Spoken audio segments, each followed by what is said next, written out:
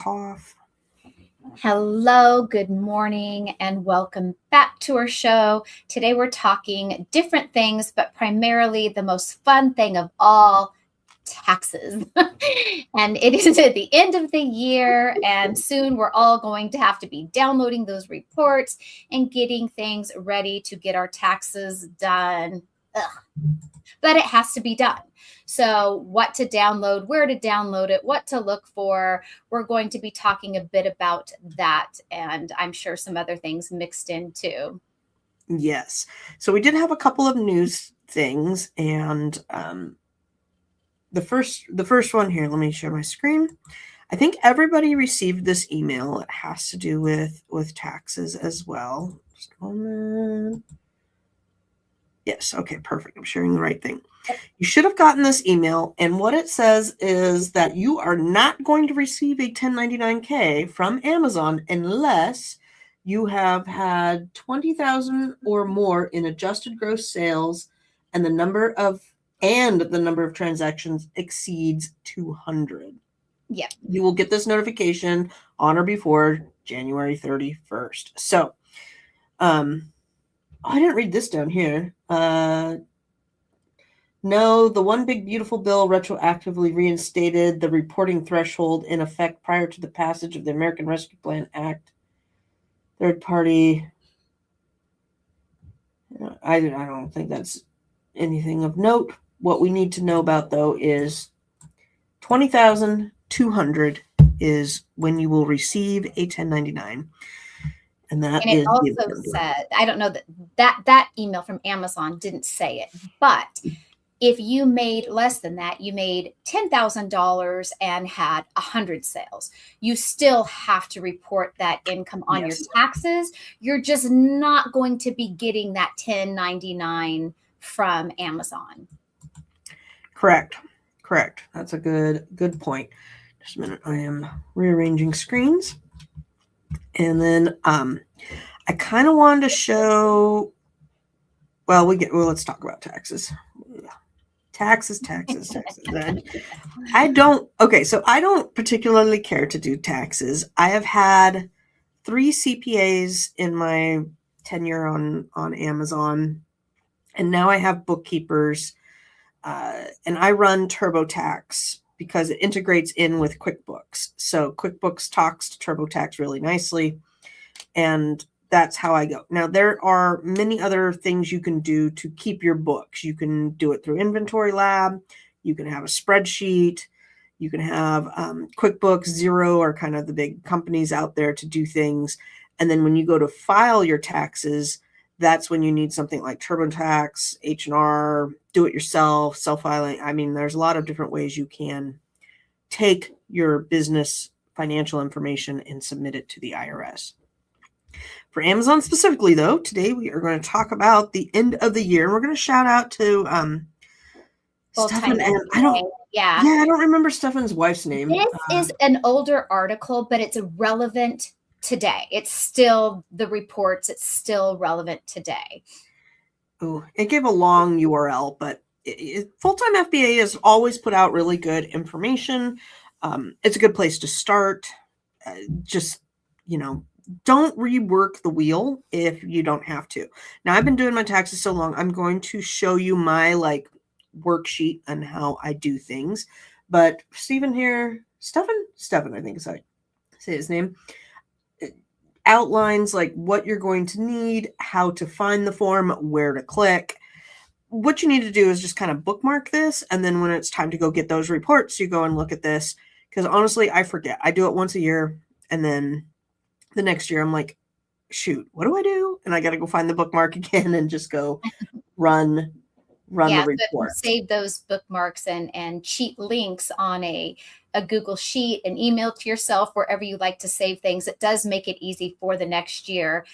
It will save you a lot of time from trying to find those links. And that's why I actually have the link to this article, is because I had found it last year and saved it. I thought, oh, this is so good. It's really spells out all the things and all the reports and all the links and where to get them. And it really makes it a lot easier. Yes. So he puts out good information. Now, I'm not saying that this information is replacing a CPA or any sort of legal advice. This is what everybody has And to not only do. that, your CPA needs those reports. Right. So Right, exactly. So let's see here. The other one that I wanted to share, let me make sure I'm on the right tab here. I have two tabs that I will show you, but this is my sheet, and what I do is I go in and I'll resave it. And so this one's now called 2025 Tax and Donations and Deductions. I should probably rename it like something a little bit better, but anyhow, I just go in and I change the number around from 24 to 25, and then I can go in and zero out what I need to zero out, and then I can start adding things back in. So this first part here is just kind of like a list, everything that I'm going to need into this file. And so this is both for Amazon and personal, like this is everything for Lucy's life. Now you may or may not add or delete as needed, but I'm going to have bank interest papers. So we have a credit union and we get a bank interest paper, W-2s from my husband and whatever sons. I do Derek's taxes too. He does not very he doesn't his take like 10 minutes to do. He's very not that. Mortgage interest statements. I'm going to get a paperwork from Google. You will get health insurance, paperwork there. You're going to need inventory evaluations for both Amazon, eBay, whatever inventory you have. So this is where you need to customize it for you. If you sell on eBay and Etsy, you're going to need it for eBay and Etsy. It's business. And what that inventory evaluation is at the end of the year, how much inventory do you have and what's the value of it, both at the Amazon warehouses and around your warehouse or office or wherever you're keeping your inventory at. I will need to have my office layout and measurements and pictures. And when I had my warehouse, I used all my warehouse expenses. If you have a home office, you need to know the square footage of your home office is a percentage of your house. So if you use 200 feet, measure it out, do some mathematics here. If you use 200 feet out of your house and your house is 1,000 square feet, then, you know that you use, what is that, 1/5?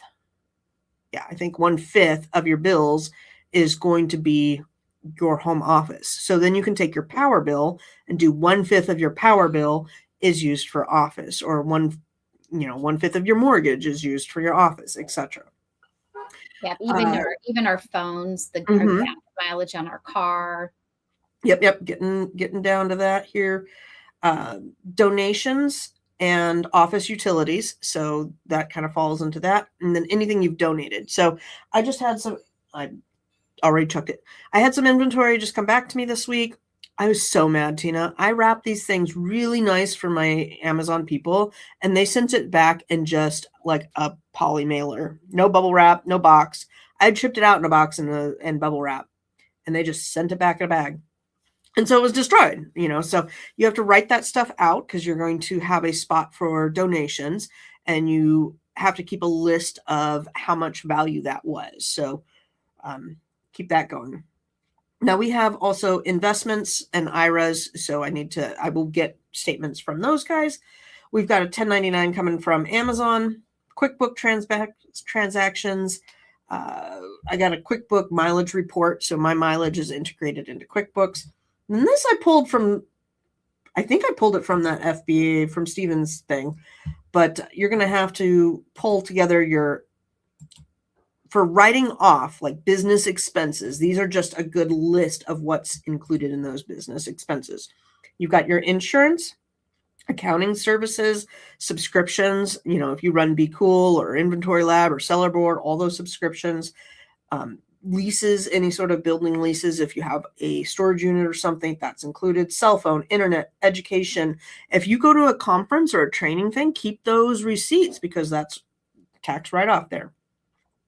Interest on any loans or credit cards, payability fees, office expenses, supplies, contract labor, prep center fees, refund managers fees. That's a good one because a lot of us run the where they go and they ask for refunds on your behalf. And then sales tax paid on purchases for resell. And this one I usually Yeah, I wanted to chime in because some other things came to my mind, like what are other fees that people have paid for? Sometimes it's coaching, seller software, like seller, that seller board itself, our software that we use. If you do advertising off of Amazon, if you're a private label seller and you have hired a designer to design your product packaging, anything anything at all tied to your business can be part of your write-offs. Exactly. Okay. So now what I did was I have my upload documents for 2024, and then I kind of cleaned it up a little bit because like I have a lot of my account information in here. So if you just want to see how I organize my tax stuff, this is kind of the generalness of it. So every year I'm going to go through here and it's really not a fancy form. I did not make this pretty for you all. This is something that I use once a year, and it helps me remember, like, what do I need to go pull and what's come in the mail? Because sometimes I get these forms via email. Sometimes I got to log into my bank and download them. Sometimes they come in the snail mail and I got to, grab them and scan them or enter them or, at least know that they're there. So these are kind of my notes. This is just something to show you how I organize. So I will have the document name on one. And so I've got Victor's W-2, and I've got Amazon, eBay, YouTube, contract work, Fiverr. Contract work is because I'm on a 1099 NEC because I do contract work for people, and then they will send me, I don't remember, they send me the 1099, which shows how much they've paid me for the work that I do for them. Gumroad, Amazon Associates. Then I have kind of all of I'm with Fidelity, Charles Schwab, TD Ameritrade. And then I've got my bank stuff, the mortgage, the dividends, my escape, which is now paid off. Oh, terrible story. My car got paid off, and the next week it broke down and cost me $5,000. Always. As soon as the next week paid off, I don't care what it is. They time it just so. Then I've got my kids' college stuff. We have 529 plans for them, so they have their college stuff. Then I have my healthcare, and I put little notes like this. Like, I don't need to submit this into TurboTax. I just need to keep it for my records. Because I tell you what, I did that for, I think, 2 years in a row. I was like, where do I enter in this health coverage stuff? And then I Googled it, and I found out, I don't actually have to enter it. I just have to keep it for my records. I need to make myself a note because I will forget that information next year. All right. And then last year, we had some cash bonds, and we've got the registration paperwork. So if you do any cash bonds, whatever in your life is going to need it. So I've got the paperwork here, what form it's going to be, because I tell you, when you go to TurboTax or any of those sites, you got to type in, it says, do you have anything that's on this form? And I don't remember what these things are. Yeah, so the 1099K or that 1099 NEC, the 1099. It's like, who can memorize that? So that's so this is my cheat sheet. So once I find out what form it is, I'm going to write that down. And then I put, have I uploaded it or not? Because maybe I've gotten it in, but I haven't uploaded it. So I will kind of start stacking these up and just say, I've received it in, but I haven't uploaded it. And honestly, all this saves time. It really does. It does. It saves so much time. Exactly. And I have little notes here, like I need to go in and print these out. It's not going to be sent to me.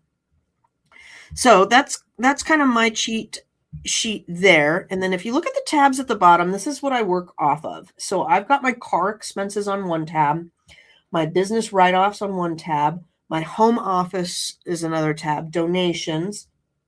I have the Salvation Army guide. I can click on this. So this guide is used if you donate. So like I just got damaged items in the other day, and let's say that they were a shoe. Salvation Army says you can roughly write off between $250 and $875. And this is where, if I needed to put a value on it, if it was, whether it's a work write-off or a personal write-off, because we both donate both things. So let's say I donate 10 pairs of kids' shoes. That's kind of the range of expectations for writing them off. And that's just how I come up with, what the value of a couple of Goodwill runs is when you itemize. Now, if you don't itemize, then you probably don't need that much. Mm-hmm.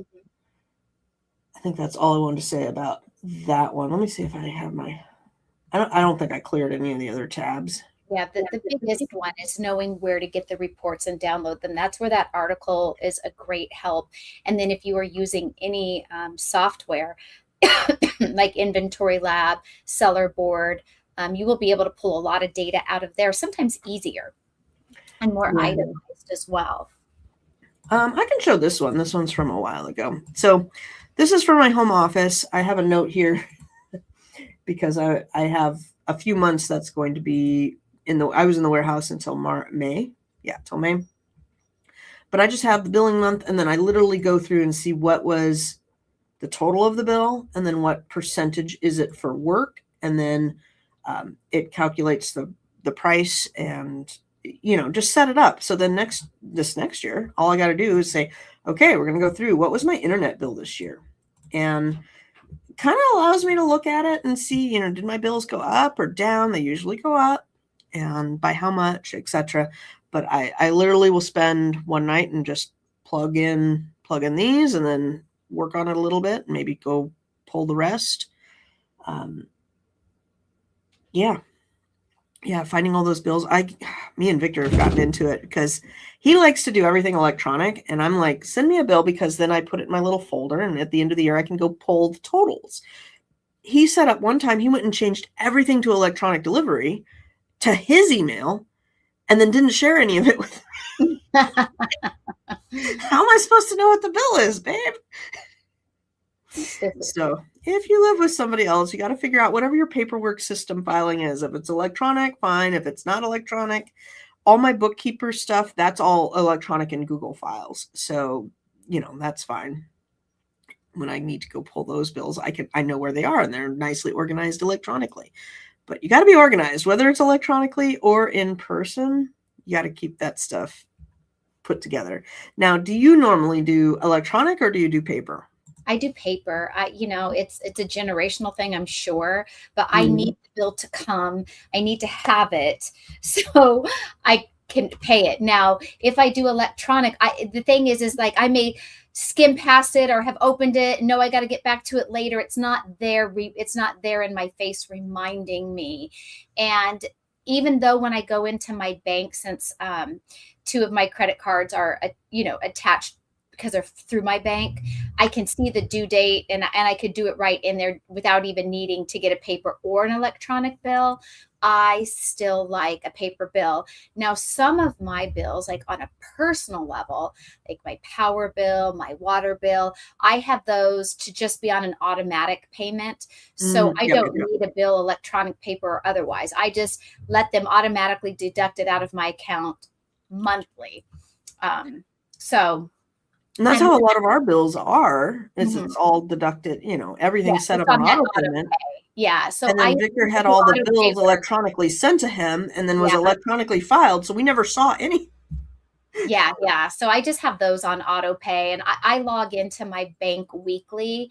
And so I'm always looking at what was deducted out of my either checking account or credit card account, and do my books accordingly. But like certain bills, I want the paper bill to come to my house. Yeah, definitely. But not all.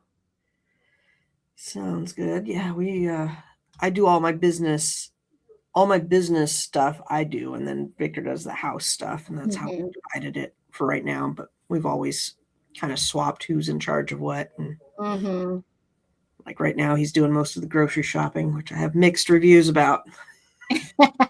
Because of what ends up in the basket. Well, I don't know. You go to Costco and you wind up with more crap than you need, but isn't that always the case? All right. Now I did have that. I only have that other thing about the hot cocoa that I was going to show about branding and stuff. Did we have any other news for today? Because it was kind of not a whole lot of news. Well, there's not a whole lot of news in the Amazon world right now. And of course, everybody is knee deep in Q4 and rocking and rolling with sales. And really the next thing for all of us is our end of year taxes will be coming up, where we really need to get gathering that stuff for the month of January. I spend kind of gathering those things and getting myself set up to get my taxes done. And if you source, holiday sales, you're going to be out shopping the stores for holiday sales. That's going to be a big chunk of people.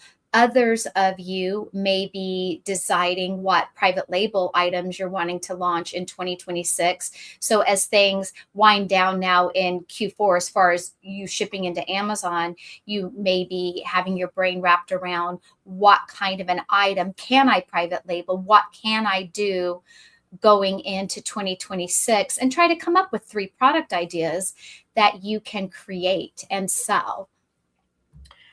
For sure. For sure. All right. Did you want me to share Yeah, this? because I think it's about private labeling. Yes. Well, sort of. So Tina and I, we've been poking the system.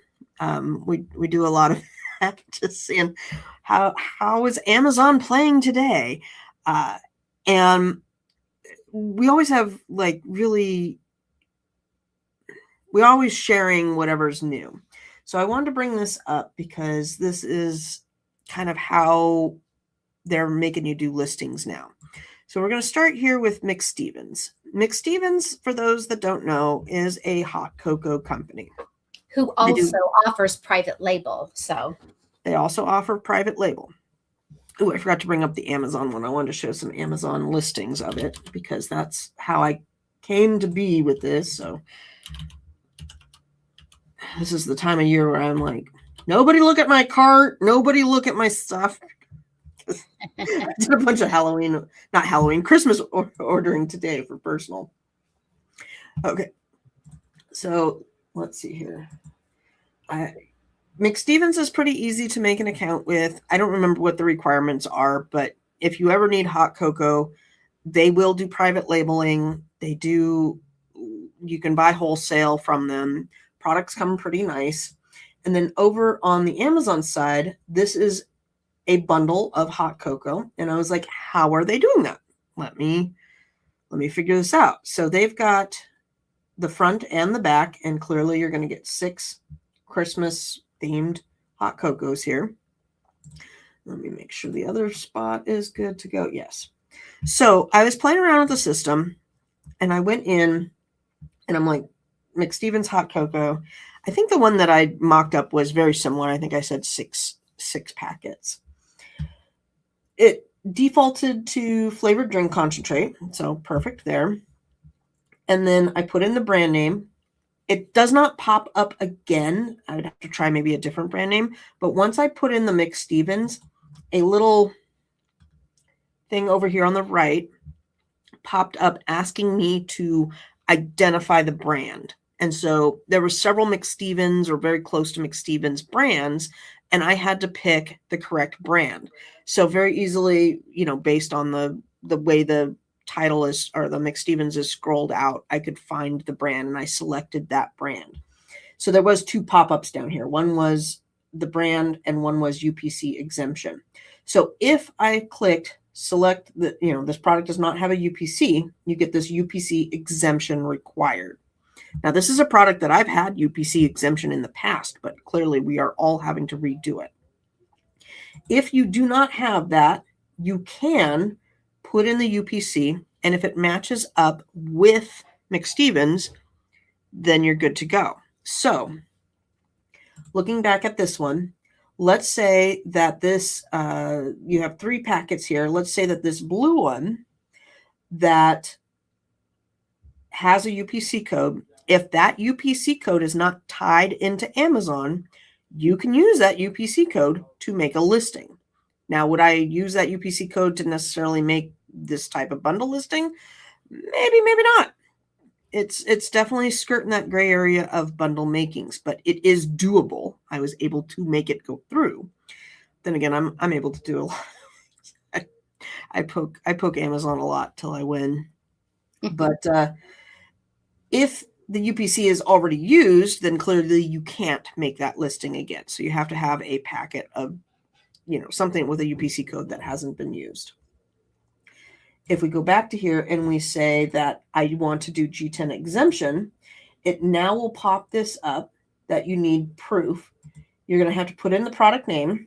So, roughly name it up. And this is what it's asking for now. The branding on the image, it's very similar, if not Exactly. The branding must be in McStevens. Exactly. We're not a book, so that doesn't matter. Pictures must be taken and in the hand or on the table. They should not be blurry or truncated. They should not have a GS1 barcode available on the product packaging.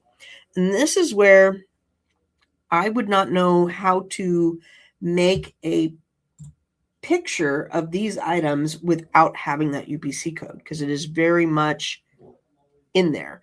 And what we were kind of, this is my thoughts. I was kind of wondering, let's say I had a coffee mug, and if you go to the Dollar Tree and the coffee mugs have nothing on the bottom, this isn't a Dollar Tree, but let's say there's no UPC code on the bottom of the coffee mug, and you put some hot cocoa packets in here, put a cellophane wrap and a nice bow, and then do pictures of all sides, you could technically show McStevens and technically not have a UPC code.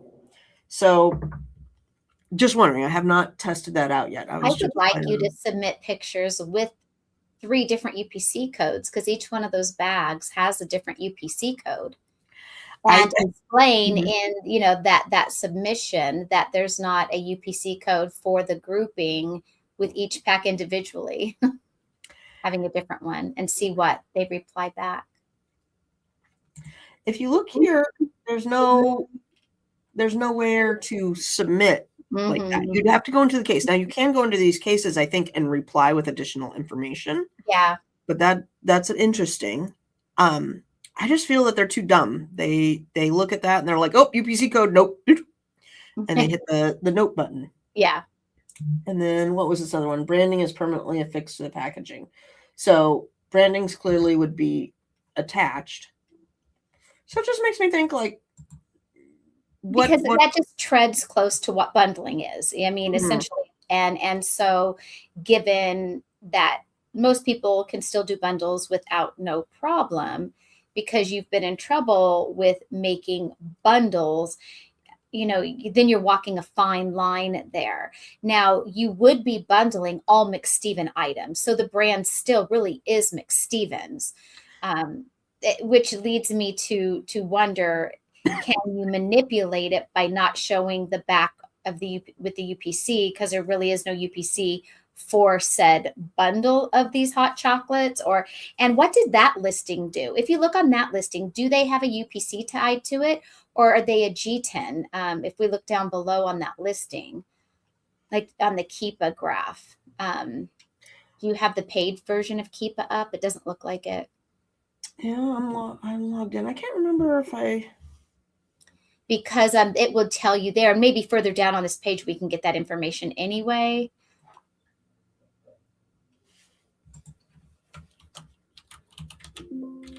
No, UPC is not on here. Okay, so my guess I could go in and add it. Yeah, I'm guessing there are a G10 exemption on there, and I'm curious who created that listing. You know me, I go down. I just rabbit trail way too far.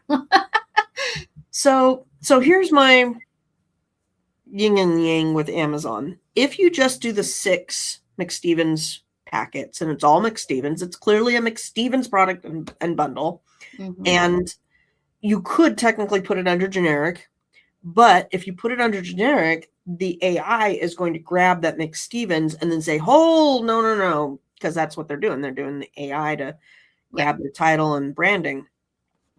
If you put it under McStevens and it's a 6-pack, you would need to maybe put it into a bag and then show that it's backing each other with this face and backing each other, and then show all 6 sides. I would probably be more inclined to do that, so I can have a true G10. It really is all McStevens. You're not mixing brands.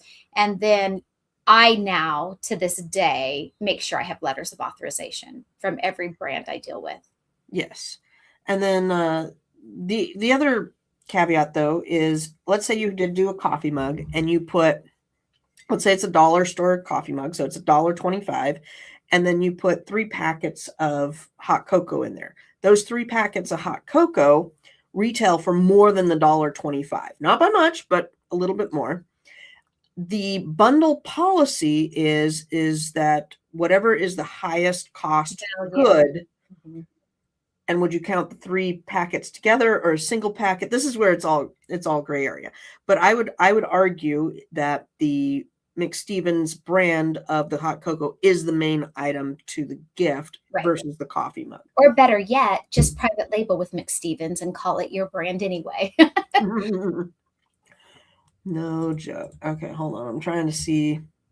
I just wanted to troll these people for a minute because this is the McStevens person. I have never seen this. What is this? Sony Animal? A mini figurine. Have you ever seen that? Mm-mm. Okay. A chicken purse. Oh my gosh. That is so funny. That is hilarious. I wonder if that's private label. And they've sold 200 in the last month. Oh, that I love when you just randomly find things, in somebody else's store.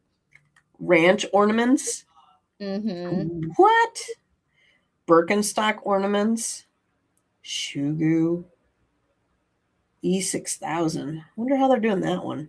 This looks like a discounted. Somebody bought a discount palette. They possibly could have, but they're definitely buying wholesale since they do have McStevens. So. Mm-hmm. I was hoping to find more McStevens stuff, but. Right. Or more wholesale account things. Yeah. Not really. Socks on. I don't know what. A lot of stuff I'm not recognizing at all. When you look at these stores, they don't put it out in any, like this isn't the most selling. There's no rhyme or reason on how these are organized. We've done that before. We've looked at it. I need this button. The bullshit. Can I have the button? Yeah, their store overall is boring to me. Yeah, meh. I'll poke I do around. want to share something with you that has nothing to do with Amazon related. They're a miniature version. I am glad to give you one, maybe even make you your own full-size one. But as you know, we've got a 3D printer. Oh, nice. So Kevin, for fun, made a crock. Favorite. He made a little miniature crock. So I thought I could turn it in an ornament and send it to you because I know how much you love them. I think that is okay. I've been saving it. He made it last night for me to share with you today. I'm good. We've got this filament. They're even soft, like a crock. Oh my gosh. How'd you get soft? Because it's a soft filament. So not all filaments are hard. Some are soft. Ooh. Okay, hold on. I found. This is how they're sending them in. Oh my goodness, from 2021? Is this a recent review? I think what they're doing is they're just updating the pictures they're updating the listing. So every year they're getting new hot chocolates and they just go in and update the picture.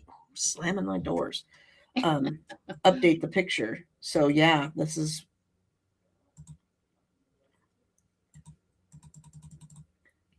interesting. All right. Sorry, just had to share that. Well, the custom printed stuff is pretty hot right now. Yeah. I do like it. My lady is working on my order. Hopefully it'll be ready to go by next week. So I can get that wrapped. This one's too small. This was the original one. It's a cookie cutter that says Barbie. Mm-hmm. So he realized after we printed it, it was too small. But this one's hard. This is the hard plastics. So yeah, they're fun. The 3D printer is really fun. Nice. And those are that you can make 3D printed items to sell, custom made. Eventually, that's what we will do. But right now, he's just learning how to use it, all the ins and outs of it, and that's what's going on. I don't have anything else really to share today as far as tax related or 2026 goals. I'm more curious what others' goals are for 2026. For those that are still hanging in there selling on Amazon, are you wholesaling, private labeling, retail arbitraging? What are you doing? That's what I want to know. I'm personally doing very little retail arbitrage. I'm 50-50 split between wholesale and private label. and doing the Amazon influencer program. So that's where I'm at in the space. What about you, Lucy? Yeah, I'm gonna say private label for the most part, and then doing the Amazon influencer thing.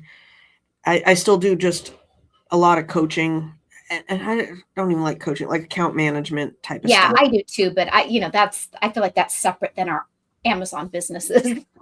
Well, mine is all within it. So I'll share one story since we're pretty much done with today. So one of my clients who gives me the most impossible things to do all the time, he's like, can we reuse these 25 UPC codes from previous? So I look it up, and the 25 previously were all for hazardous items eons ago, but they're still in the catalog.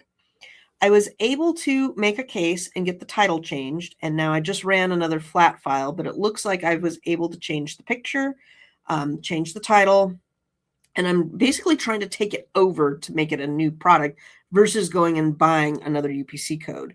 And it's potatoes on how hard or how much money and time you want to spend, because a UPC code is, what is it, $30 a piece? Mm-hmm.